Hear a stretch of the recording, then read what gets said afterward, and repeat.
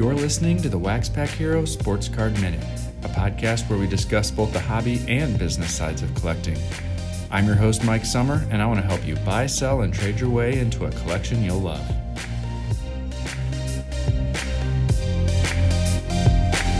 Hello, everybody, and welcome back to the WaxPackHero Sports Card Minute.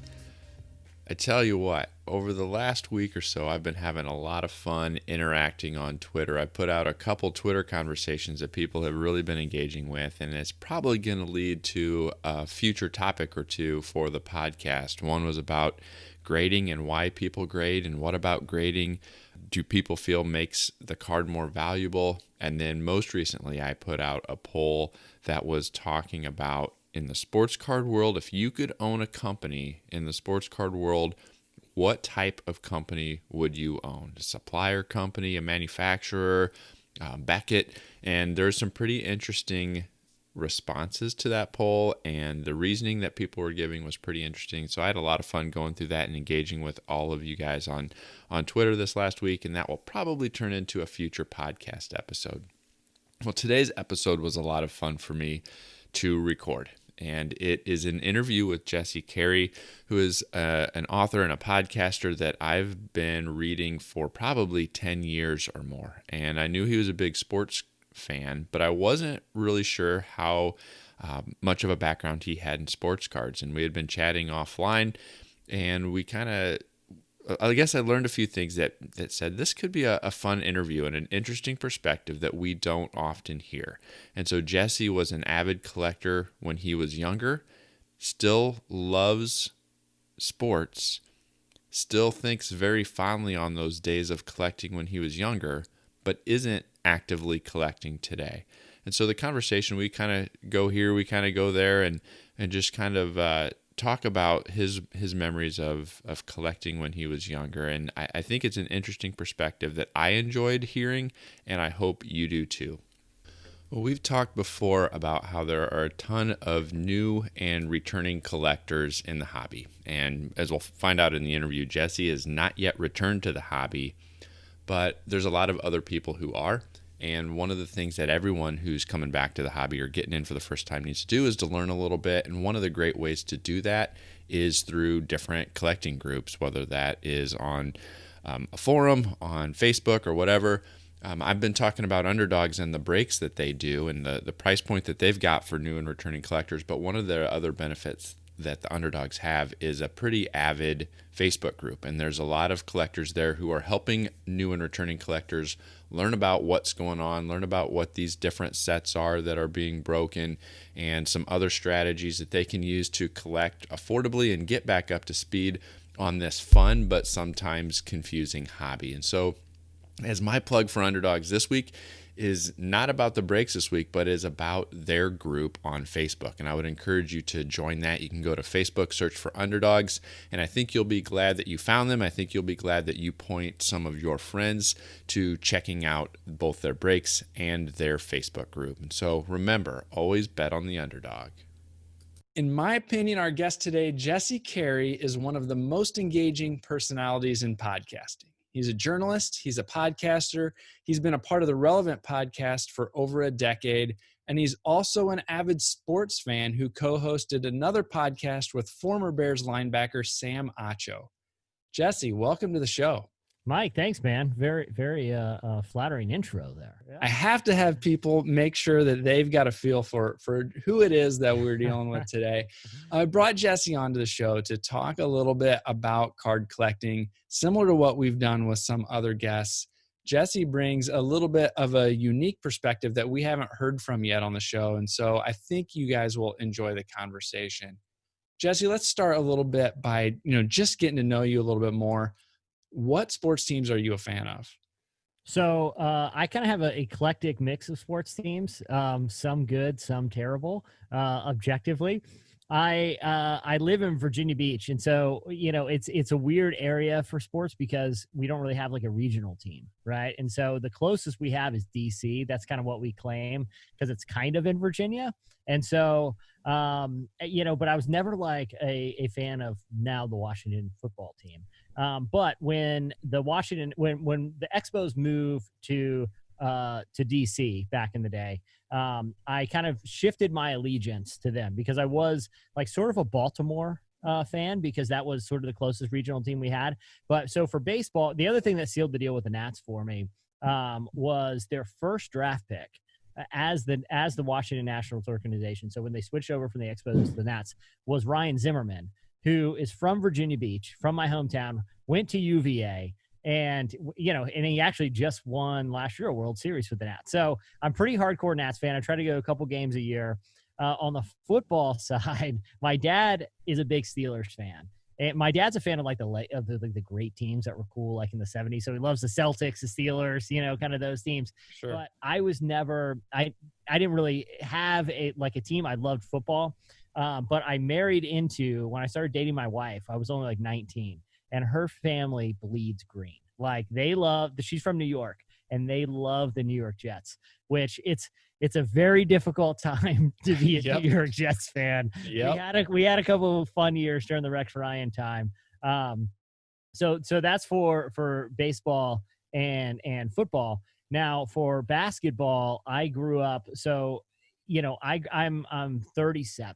And so when I was really loving the game, really got into like the NBA, it was a really great time to love the NBA because you had the Bulls, right in their dynasty. But I ended up being a big time Orlando Magic fan as a little kid. I played rec basketball. My dad was a coach one year, and we got to pick our team at the little community draft night or whatever. And I picked the Orlando Magic. And I bought like Shaq and Penny Hardaway stuff. I was a huge fan. And I lived in Orlando for a long time later as an adult. And me and Cameron from Relevant, I've gone to countless Magic games. I still love the Orlando Magic, which are kind of struggling. For hockey, I've kind of adopted the Caps because they're, again, kind of the local team. So those are kind of the four big ones. It's kind of all over the place regionally. They're all like East Coast teams. But those are the four main ones. Very cool. Now, I know that you're not really an avid card collector today, but I know that you did at one point collect. Can you give us a little picture of that time and that era when you were collecting cards? Yeah. So I started collecting, honestly, as young as I can remember.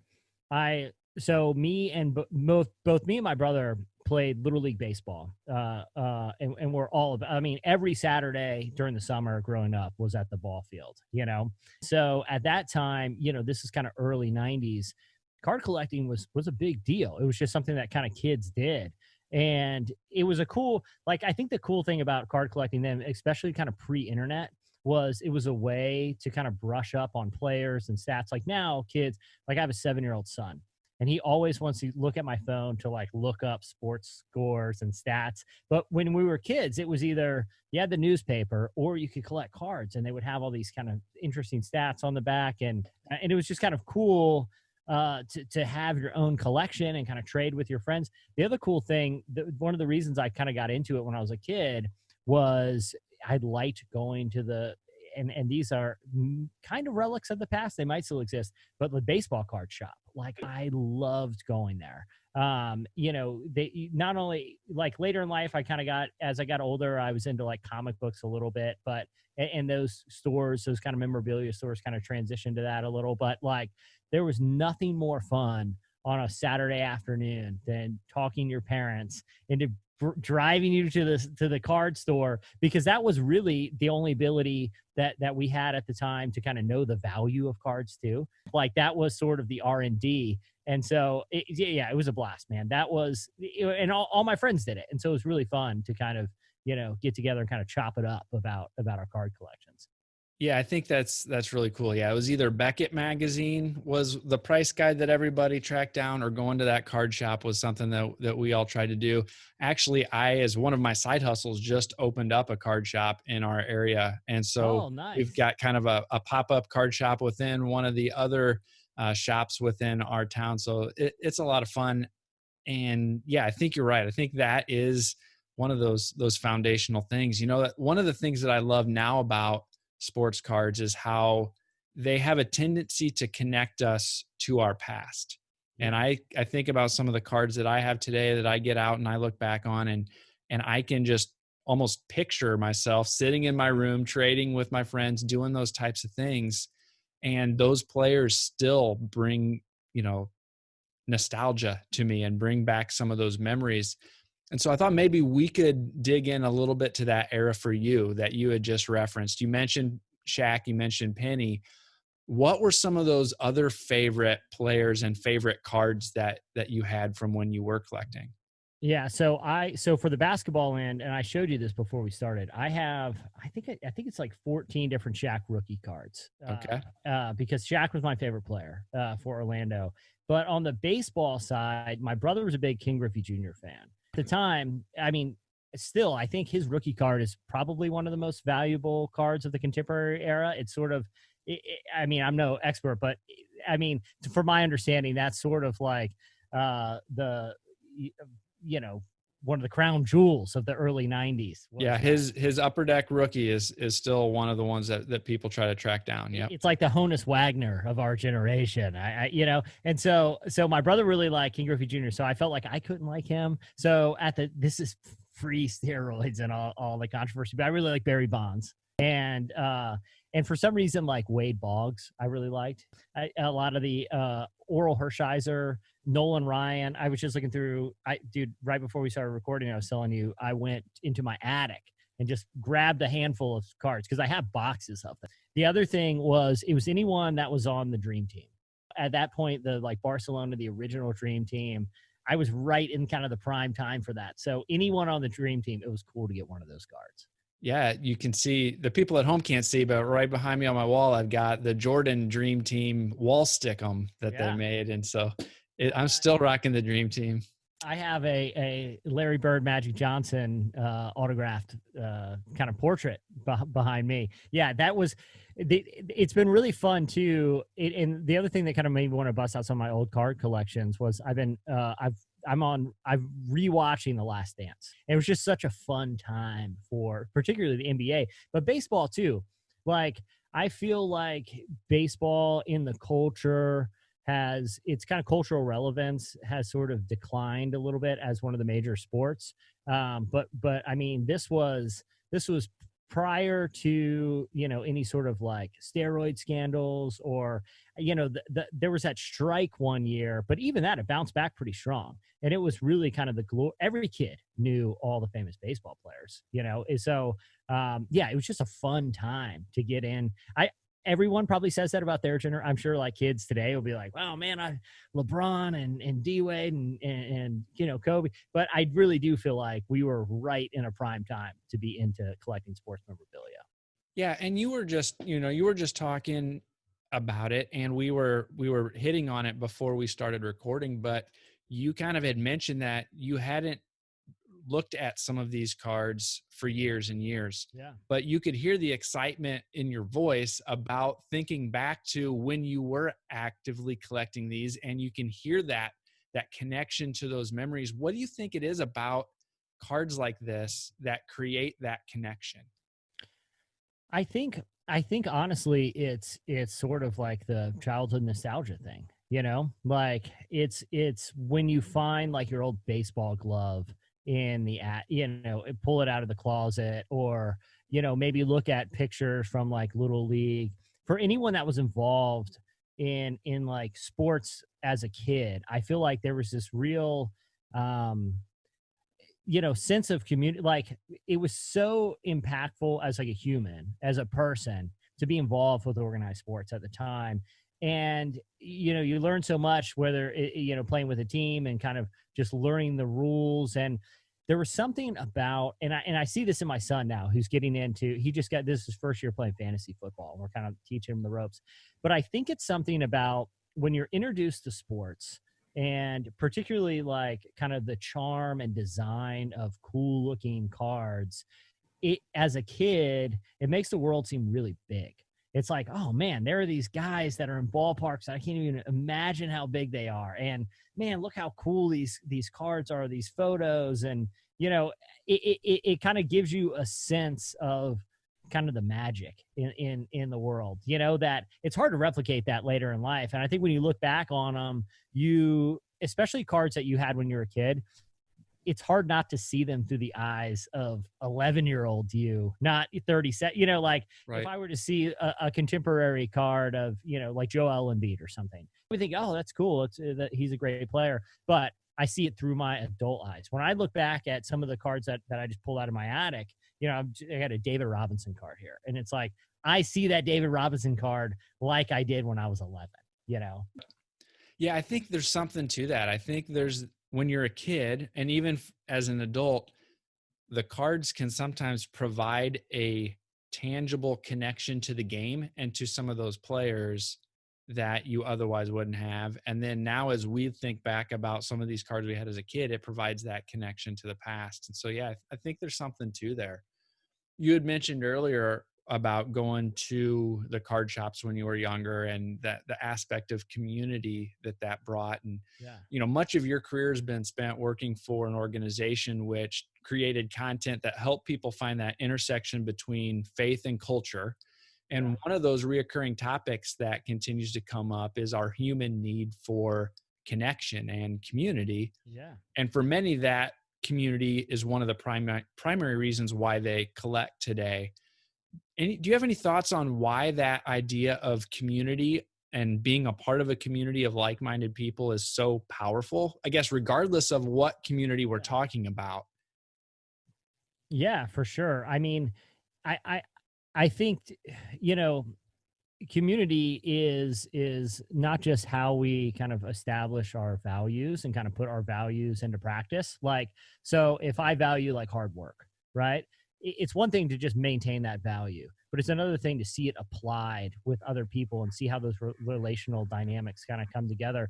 The other great thing, particularly about communities that involve, and I mean, this could translate to like a workplace or a church or any place, but there's something special about a team that is trying to accomplish a goal together, is that, like, when you're a kid, particularly, everyone in your life is in your life basically because of proximity. They're either related to you or they're the kid that lives down the street, or you sit on the school bus. The cool thing about sports in particular and the community that it creates is it brings together people that might not otherwise know each other. And you all kind of come together for a common goal. And it doesn't really, when you're on the and this sounds super cliche, but I think it's true. Like when you're on the field or you're on the basketball court or you're tossing the football, everything else kind of fades away for just a little bit. And all that matters is the time you're spending with those people. And the crazy thing is, and again, not to be overly like sentimental or analytical, but like, I think kind of post-COVID, everyone really kind of can look back and appreciate, like, oh man, it's really great hanging out face to face with people. Like, it's not bad doing the Zoom thing. Like, we've all kind of acclimated to that, but there's something cool about sitting in a dugout with a big mouthful of sunflower seeds and just kind of goofing around with your bud. And that's just how you want to spend your day. And the cards are such a relic of that, like even if they and a lot of cards probably have maintained a lot of monetary value, but the sentimental value is irreplaceable, because you look back at it and, I'm looking at these like sleeves that when I was a kid, I put cards in. It's like, dude, I don't know if anyone's touched this plastic sleeve in this card since I did when I was 11 years old. And it's not just oh, this is a cool thing to look back on, but it's like, I remember taking these on the school bus and like, hey dude, check this out. And you're kind of, it's the shared experience that, like I said, especially kind of post-COVID, I think we've really come to appreciate in new, interesting ways, Now, was there anything in particular that led you to stop collecting? There wasn't like any kind of one event. It's like, I think around probably like 6th grade, maybe. Like, well, one, I kind of moved away from just playing. I played like a bunch of sports, and I kind of solely started playing basketball. So my kind of interest in baseball started to kind of wane, and baseball was still like the king of the mountain when it came to sports cards collecting. So I think that had something to do with it. And then there were just like other things that kind of came along, like, it sounds lame now, but like Pogs or whatever, other little kind of, and then I just kind of over time, just unfortunately kind of lost interest in I mean, I never would throw them out or anything like that, but it wasn't as big of a part of my life. And I kind of got more into things like music and movies and things. Girls. Yeah, exactly. Yeah. I found other ways to spend my time than going to the card shop. Yeah, it wasn't any one thing. And I have nothing but fondness for them. And I think they're still really cool. It's just, kind of interest and values shift a little, Yeah, yeah, and I think that's a story that a lot of people our age have, and it's one of those things that, like I had mentioned before, there's a growing number of people who collected as kids that are now getting back into it, and I always am curious to understand why and what's brought them back. And in your situation, I'm curious to talk about the enjoyment that you had as a kid, and also hear from people that haven't come back into the hobby yet. So I really appreciate that. Is there anything that you collect today, or do you have something else that you hang on to that kind of serves as that tangible item or that tangible artifact for you? Man, it's funny. I was thinking about this the other day. Like, if this is a weird scenario, but like if my house was on fire, just a thought experiment, and you had to take one thing out, like I don't really have too many I mean, I have a guitar, but that's easily replaceable. I don't really have too much, sentimentality around that. There isn't, I mean, I like cool, like, I will say this, when I was watching like The Last Dance, like the Bulls documentary, I was so enthralled by the whole thing, and it brought me back. I did buy a pair of Jordan 1s, Okay. like shoes that, I guess they have a little bit more practicality because you actually wear them other than cards and kind of sit in your desk or whatever. But so I bought some cool shoes that, have some sort of sentimental attachment, but nothing kind of replaced the sheer volume of things that I owned, like sports cards do. Cool. Cool.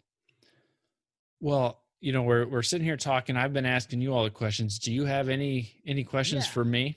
I do. So I was looking through all of my cards, and I remember these are all these are all like Shaq rookie cards. I remember as a kid thinking these are going to be worth. And then I also have my dad's collection from when he was a kid, which were all baseball, and they're all from like the 60s and 70s. And I mean, they're like old flimsy cardboard. They're old school. They Yep. sat in his parents' attic.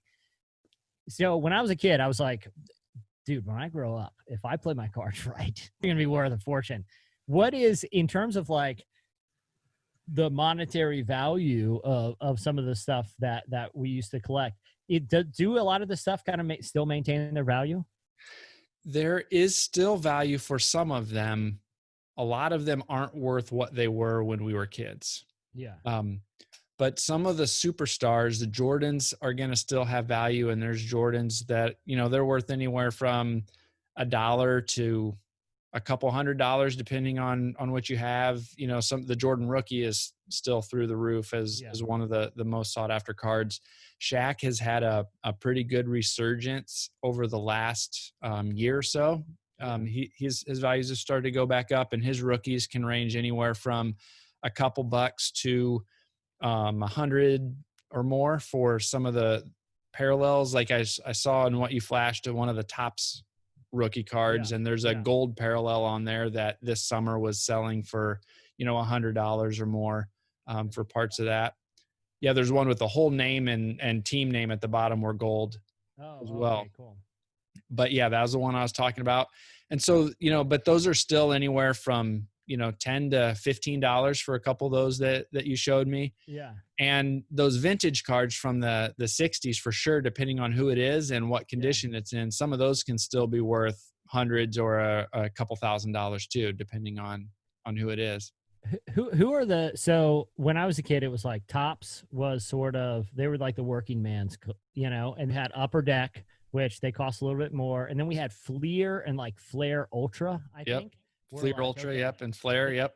If you had those were like, they came in that cool foil pack. What are those brands still around? Are those still the ones like that people are seeking after? Who's the big players in the game right now?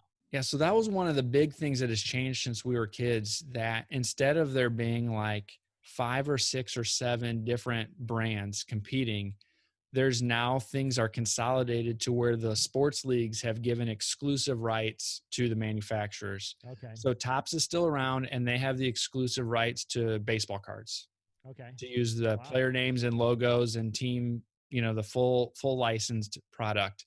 Upper Deck is still around, but they only produce hockey. Okay. And then there's a company called Panini who has the rights for NBA and NFL.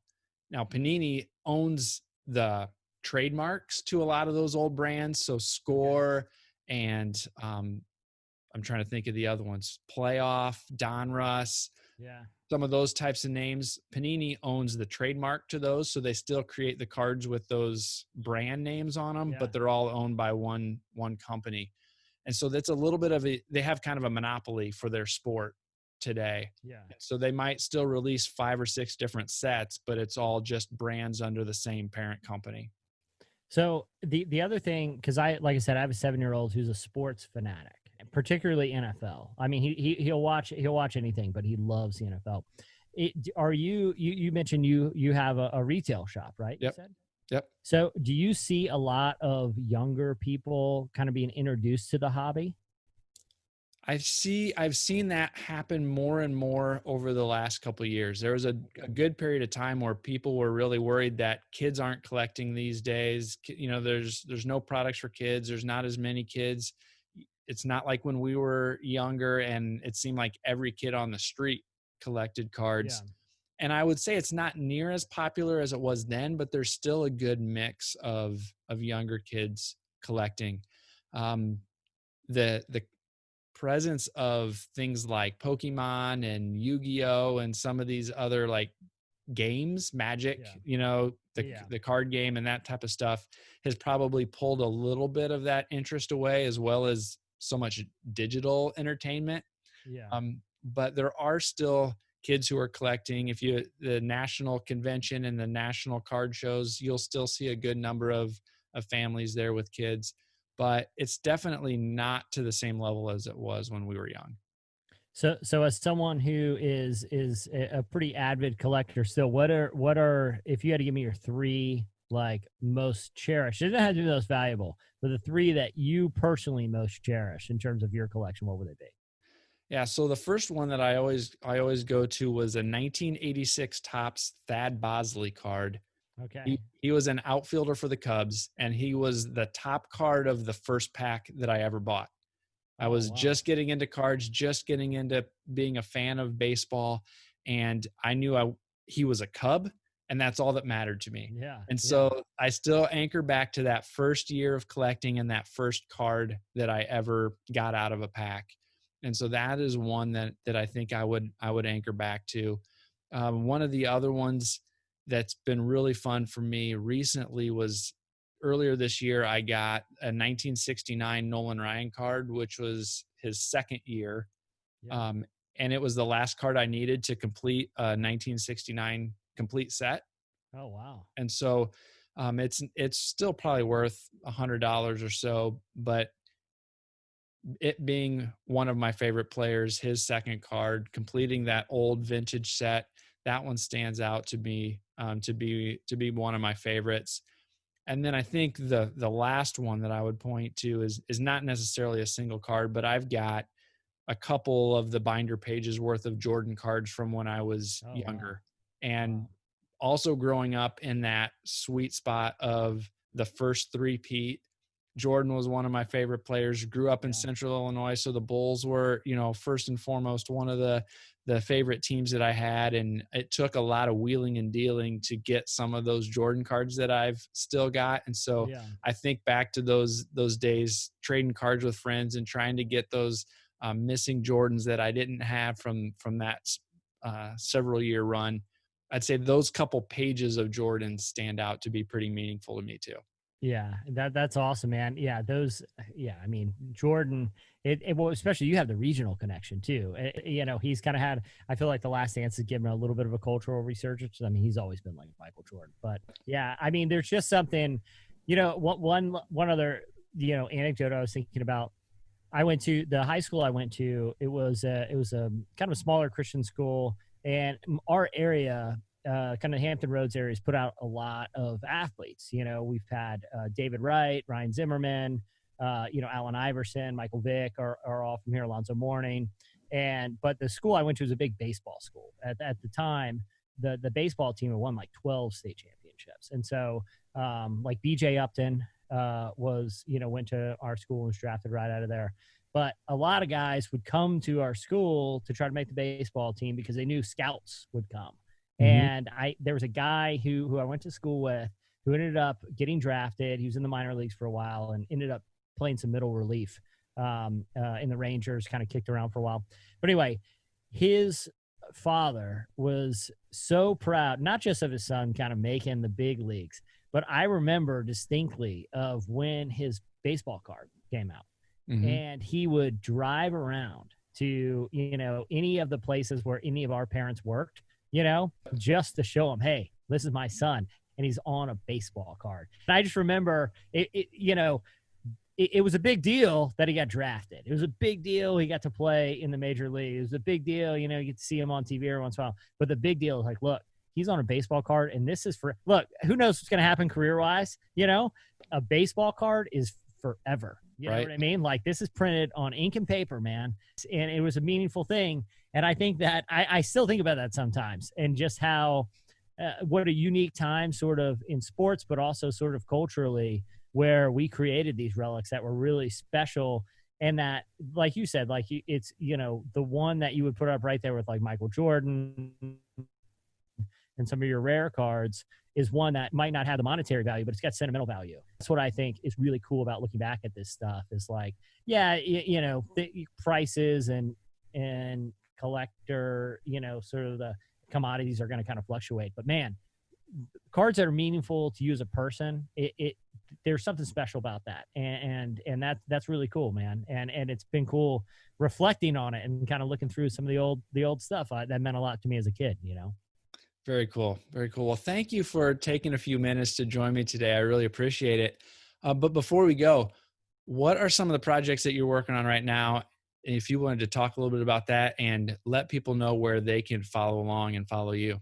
Yeah. So I still do the Relevant podcast. We do 2 a week, so people can check that out wherever they get their podcasts. I also do a podcast that's weekly called List It, where me and a guest rank and list things. It's in pop culture. The idea was like to create a podcast where we could debate about things that had no stakes. It just was a little relief from all of the argumentative sort of dialogue that happens today.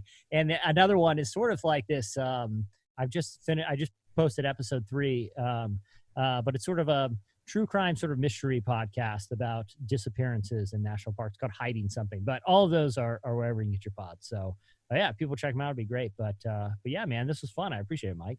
Yeah, no problem. And I would fully endorse all 3 of those shows. I am a listener as well. And so I encourage all of you guys to check those shows out as well. Well, Mike, I appreciate it, man. This was a blast. Yeah. Thanks again, Jesse. I really appreciate it.